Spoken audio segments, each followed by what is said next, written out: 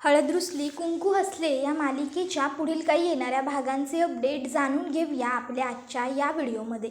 चला तर मग प्रेक्षकांनो सुरुवात करूया आपल्या व्हिडिओला. तर आपण पाहणार आहोत की आता समर हा बाळजाबाईंवरती हल्ला करणार, पण दुष्यंत बाळजाबाईंना वाचवणार. तर दुसऱ्या बाजूला आता इकडे समरची गर्लफ्रेंड दुसरी तिसरी कोणी नसून पूजाच आहे हे सुद्धा आता दुष्यंत आणि कृष्णाला समजणार. आता नेमकं कसं कसं काय काय घडतं हे सगळं बघूया थोडक्यात. तर आता आपण पाहतोय की इकडे आता जो समर आहे त्याने निश्चय केलेला आहे की जर आपल्याला सगळं हवं असेल, ही प्रॉपर्टी हवी असेल, घरात आपलं वर्चस्व हवं असेल, तर बाळजा नावाचा जो काटा घरामध्ये आहे तो कायमचा आपल्याला नाहीसा करावा लागेल. बाळजाचा कायमचा खेळ संपवावा लागेल आणि त्यासाठी आता समरने बाळजाबाईवरती लक्ष ठेवायला सुरुवात केलेली असते. ती कुठे जाते, काय करते, कोणाशी बोलते, किती वेळ कुठे असते, या अगदी बारीक सारीक गोष्टींचं समर निरीक्षण करत असतो, जेणेकरून तो अगदी संधी शोधत असतो की बाळजा एकटी कुठे गावेल आणि कुठे तो तिचा खेळ खल्लास करेल. आता समर संधी शोधत असतो, पण समरला काही व्यवस्थित चान्स मिळत नसतो, कारण बाळजाबाई एकट्या कधीच दिसत नसतात. बाळजाबाईंबरोबर सतत गणपत किंवा मैनावती या दोघांपैकी एक कोणी ना कोणीतरी असतच असतं. त्यामुळे मग आता तो ही गोष्ट त्याच्या आईला सांगतो की आई, अगं सतत त्या बाळजाबाईबरोबर कोणी नाही कोणीतरी असतंच की गं. म्हणजे कधी तो गणपत काका, नाहीतर कधी त्याची ती बायको मैनावती काकू. करायचं काय मला काही कळना झालंय बघ. त्याबरोबर मग आता लगेचच त्याला अनुसया सांगते, समर थंड घे, हे बघ असा डोसक्यात राग घालून घेऊ नगस. डोसक्यात राग घालून घेशील आणि एकामाचं दुकान करून ठेवशील. आज नाही उद्या, उद्या नाही परवा योग्य संधी घावल. लक्षात ठेव, काय बी झालं तरी तुझ्यावर कुणाला बी संशय येता कामा नये.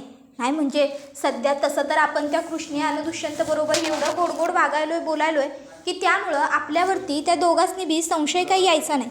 त्यामुळं आता सध्या तरी आपण काही धोक्यात नाहीच आहोत, पण तरी बी काळजी घ्यायला हवी ना प्रत्येक बाजूनं. हे बघ समर, लक्षात ठेव, काय बी झालं तरी त्या बाळजाचा खेळ संपवला की मगच आपल्याला समधी सत्ता काबीज करता येणार आहे. त्यामुळं बाळजाचा खेळ खल्लास तर करायचाच, पण शिताफीनं. नाहीतर असं नगं व्हायला, तेल बी गेलं, तूप बी गेलं आणि हाती उरलं दुपाटणं. त्या बाळजाचं काय बी असलं तरी दुष्यंत शेवटी तिचा पोरगा आहे.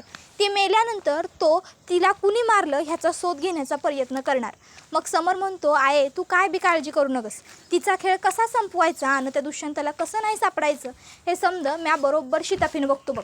त्यानंतर मग आता समरला पूजाचा फोन आलेला असतो आणि पूजा आता समरला म्हणत असते, मला भेटायला ये, मला कधीपासून तुला भेटायची खूप इच्छा होती आहे, मी खूप मिस करते आहे तुला.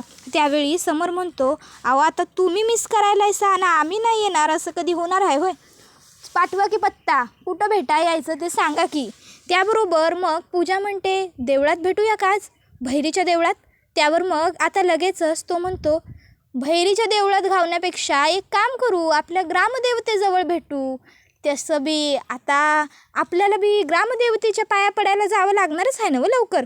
त्याबरोबर आता त्याने असं सांगितल्यावर मग ती म्हणते, ठीक आहे, ग्रामदेवता काय, भैरीचं देऊळ काय, कुठेही भेटलो तरी चालेल मला. तर दुसऱ्या बाजूला आता इकडे समर आणि पूजा भेटायचं ठरवतात तर खरं, पण आता त्या आदल्या रात्री समरने काम तमाम करून टाकायचं आहे बाळजाचं असं ठरवलेलं असतं.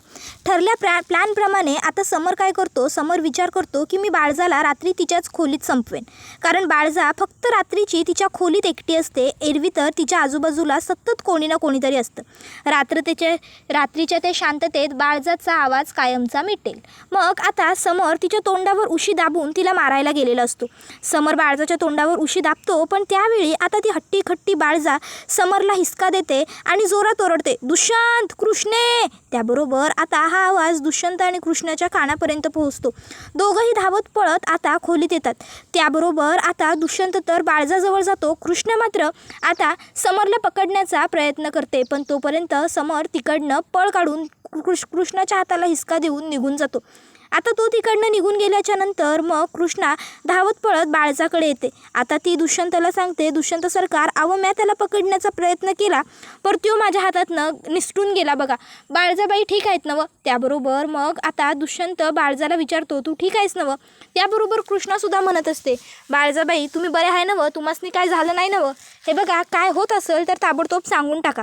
मग दुष्यंत हा बाळजाबाईंना जरा रिलॅक्स करतो, शांत वगैरे करतो. त्यानंतर मग बाळजाबाई काही झोपी जातात. दुष्यंत आणि कृष्णा आता त्यांच्या खोलीमध्ये येतात. दुष्यंत म्हणत असतो, हे जे काही घडलंय ते खूप विचित्र आहे. याची आपण रीतसर पोलिसात तक्रार करायला हवी. आपण पोलिसांना सांगू, पोलीस योग्य तो तपास करतील आणि गुन्हेगाराला शोधून काढतीलच. कृष्णा, तू सुद्धा सरपंच आहेस, तू सुद्धा तुझ्या वतीने प्रयत्न कर. आपल्या घरात घुसून कोणीतरी आईवरती हा एवढा जीवघेणा हल्ला करण्याचा प्रयत्न केला. हे नेमकं कुणी केलं आहे हे कळायला हवं. त्याबरोबर कृष्णा म्हणते, होय तुम्ही काळजी करू नका, काय करायचं ते मी बघतो की. दुष्यंत म्हणतो, तू तर बघच, पण मी सुद्धा पोलिसात जातो उद्या. कृष्णा म्हणते, हो तुम्ही पण पोलीस स्टेशनात जाऊन तक्रार करून ठेवा. त्याबरोबर मग आता दुसऱ्या दिवशी दुष्यंत हा पोलीस स्टेशनला जायला निघालेला असतो. आता ग्रामदेवतेच्या देवळाच्या समोरूनच तो रस्ता असतो आणि त्याच रस्त्यावर आता समर आणि पूजा एकमेकाला भेटणार असतात. समर आता आवरून सवरून पूजाला भेटायला आलेला असतो. आता तो तिथे बसून पूजाची गाडीतच वाट बघत असतो.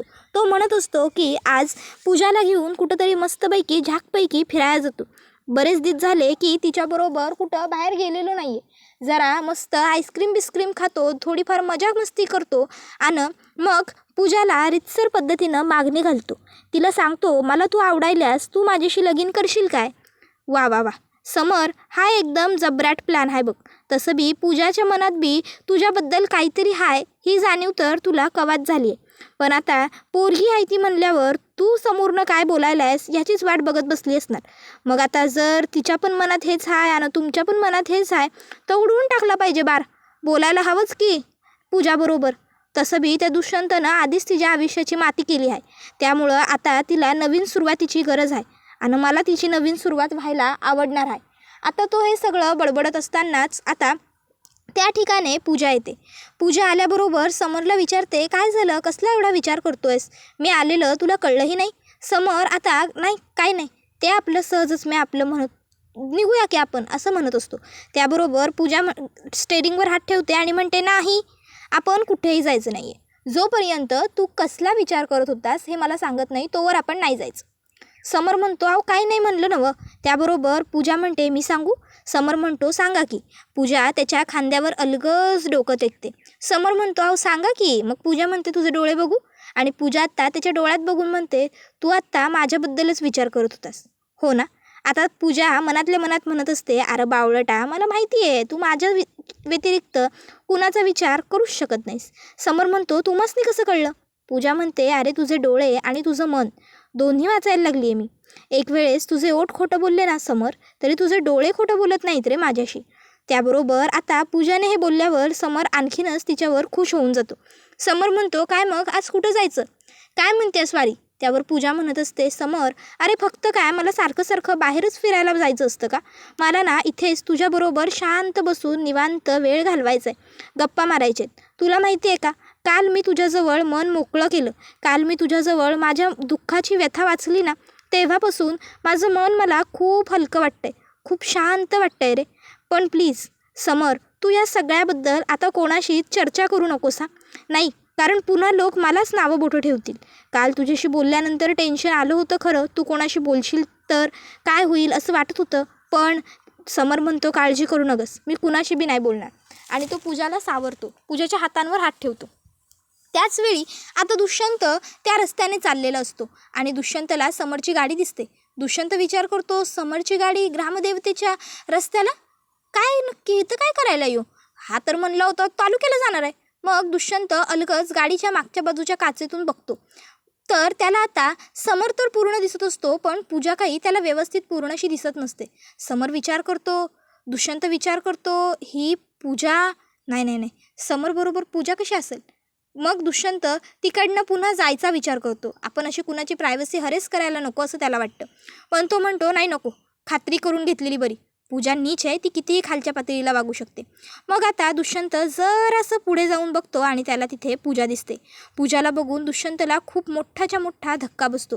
दुष्यंत विचार करतो, बाप रे, ह्या पोरगीची एवढी मजल की हिने माझ्याच भावाला फसवण्याचा प्रयत्न केला आहे. नाही नाही नाही, समरशी या सगळ्या विषयाबद्दल बोललंच पाहिजे. समरला पूजाचा खरा चेहरा दाखवला पाहिजे, नाहीतर समरच्या आयुष्याची उद्ध्वस्ती होईल, माती होईल. लवकरात लवकर मला समरशी बोलायला हवं. समर घरी आला कीच बोलतो असा विचार करत दुष्यंत पोलीस स्टेशनला जाण्याऐवजी तिथूनच मागे फिरतो आणि घरी येऊन अंगणातच समरची वाट बघू लागतो. त्यानंतर समर घरी आल्यावर दुष्यंत समरला विचारतो, समर काय रे, कुठे गेला होतास तू? झालं का तुझं तालुक्याला जे काम होतं ते? त्याबरोबर समर म्हणतो, होय, तुला काय करायचं आहे त्याच्याशी? माझं काम होतं ना मग, मी बघून घेईन.